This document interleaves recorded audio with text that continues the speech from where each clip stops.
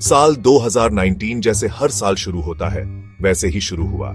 लोग काम पर गए, बच्चे स्कूल गए, लेकिन एक नया खतरा मंडरा रहा था। वुहान, चाइना में एक नया वायरस आया। ये बहुत जल्दी फैल गया। इस वायरस को बाद में SARS-CoV-2 नाम दिया गया और इससे होने वाली बीमारी को कोविड-19 एक सांस की बीमारी है। ये फेफड़ों को प्रभावित करती है। इसके लक्षण हैं बुखार, खांसी और सांस लेने में तकलीफ। ये वायरस सांस की बूंदों से फैलता है। ये बूंदें तब निकलती हैं जब कोई संक्रमित व्यक्ति खांसता या छींकता है। चाइना के बाहर भी ये वायरस तेजी से फैल गया। ये दुनिया के हर कोने में पहुंच गया। वर्ल्ड हेल्थ ऑर्गेनाइजेशन ने इसे महामारी घोषित कर दिया। दुनिया एक वैश्विक स्वास्थ्य संकट का सामना कर रही थी। कोविड-19 महामारी ने हर देश को प्रभावित किया। स्वास्थ्य सेवाएं बोझ तले दब गईं। अस्पतालों में बेड और वेंटिलेटर की कमी हो गई। स्वास्थ्य कर्मियों ने बिना थके सबसे आगे काम किया।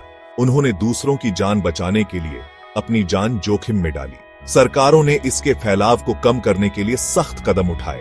लॉकडाउन लगाए गए, स्कूल और व्यवसाय बंद हो गए, यात्रा प्रतिबंध लगा दिए गए, लोगों से घर पर रहने और सोशल डिस्टेंसिंग का पालन करने का आग्रह किया गया। महामारी का वैश्विक अर्थव्यवस्था पर विनाशकारी प्रभाव पड़ा। व्यवसाय बंद हो गए, लाखों लोगों की नौकरियां चली गईं, सप्लाई चेन बाधित हुई। दुनिया ने एक अभूतपूर्व आर्थिक संकट का सामना किया। अपनी विशाल आबादी के साथ भारत के सामने एक बड़ी चुनौती थी। भारत में कोविड-19 का पहला मामला जनवरी 2020 में सामने आया। वायरस देश भर में तेजी से फैल गया। भारत सरकार ने तेजी से कार्रवाई की।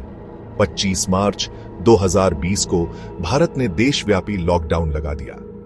यह दुनिया के सबसे सख्त लॉकडाउन में से एक था। सभी गैर जरूरी गतिविधियां रोक दी गईं। लोगों को घर पर रहने का आदेश दिया गया। केवल जरूरी सेवाओं को ही काम करने की अनुमति थी। लॉकडाउन का दैनिक जीवन पर महत्वपूर्ण प्रभाव पड़ा। स्कूल और कॉलेज ऑनलाइन शिक्षा पर आ गए। बहुत से लोग घर से काम करने लगे। सामाजिक समारोहों पर प्रतिबंध लगा दिया गया। शादियों और धार्मिक समारोहों को स्थगित कर दिया गया। लॉकडाउन ने भारत की अर्थव्यवस्था को ठप कर दिया। व्यवसायों को बंद करने के लिए मजबूर होना पड़ा। लाखों प्रवासी मजदूरों की नौकरियां चली गईं। कई लोगों को कठिनाई का सामना करना पड़ा और वे अपने गृहनगर लौटने के लिए संघर्ष करते रहे।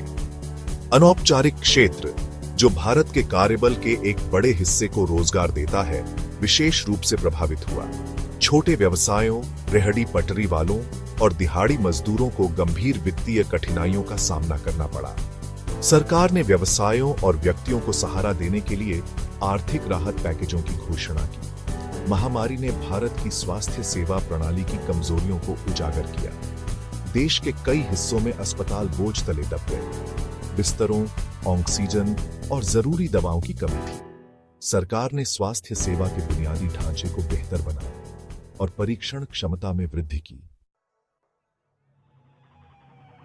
भाग 5, इंसानी कीमत। आर्थिक प्रभाव के अलावा महामारी ने इंसानों पर भारी असर डाला। भारत में लाखों लोग इस वायरस से संक्रमित हुए। कई लोगों ने अपनी जान गंवा दी। अपनों को खोने से परिवार बिखर गए। महामारी का मानसिक स्वास्थ्य पर भी गहरा प्रभाव पड़ा। लॉकडाउन का अलगाव, वायरस का डर और आर्थिक अनिश्चितता ने लोगों की भलाई पर असर डाला। चिंता, अवसाद और घरेलू हिंसा के मामलों में वृद्धि हुई। महामारी ने मौजूदा सामाजिक असमानताओं को उजागर किया। हाशिए पर रहने वाले समुदाय, जिनमें गरीब, प्रवासी मजदूर और महिलाएं शामिल हैं, असमान रूप से प्रभावित हुए। उन्हें स्वास्थ्य सेवा, शिक्षा और आर्थिक अवसरों तक पहुंचने में ज्यादा चुनौतियों का सामना करना पड़ा।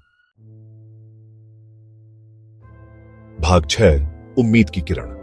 चुनौतियों के बीच उम्मीद और लचीलेपन की कहानियां भी थीं। स्वास्थ्य कर्मियों, पुलिस अधिकारियों, स्वच्छता कर्मियों और अन्य जरूरी सेवा प्रदाताओं ने जनता की सेवा के लिए बिना थके काम किया। समुदाय एक दूसरे का समर्थन करने के लिए एक साथ आए। भारत के वैज्ञानिक समुदाय ने कोविड-19 के खिलाफ वैश्विक लड़ाई में महत्वपूर्ण योगदान दिया। भारतीय वैज्ञानिकों ने परीक्षण किट, टीके और उपचार विकसित किए। भारत ने अन्य देशों को टीके उपलब्ध कराने में महत्वपूर्ण भूमिका निभाई। जैसे जैसे मामलों की संख्या में कमी आई, भारत ने धीरे धीरे लॉकडाउन प्रतिबंध हटा दिए।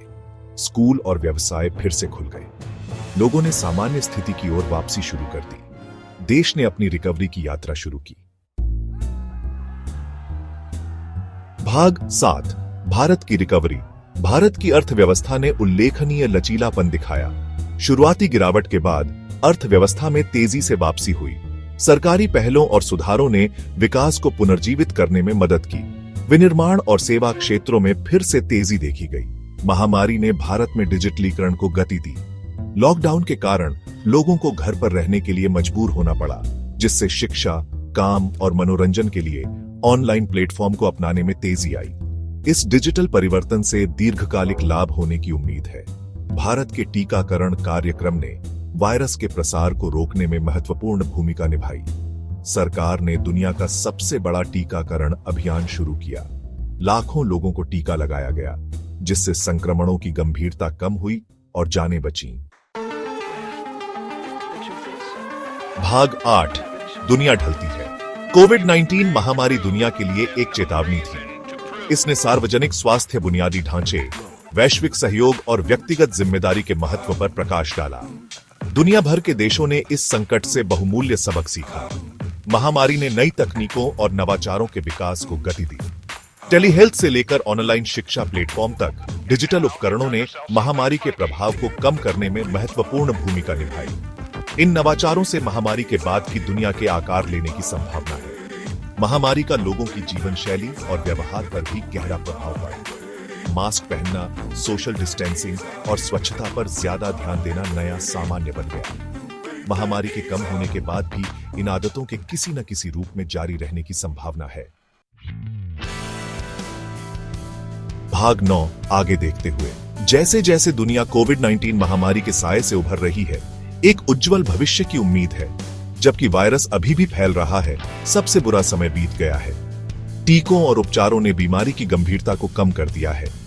महामारी ने हमें तैयारी, लचीलेपन और करुणा का महत्व सिखाया है। इसने हमें हमारी आपसी जुड़ाव और वैश्विक एकजुटता की जरूरत की याद दिलाई है। जैसे जैसे हम आगे बढ़ते हैं, हमें महामारी के सबक से सीखना चाहिए और एक ज्यादा लचीली और न्याय संगत दुनिया का निर्माण करना चाहिए।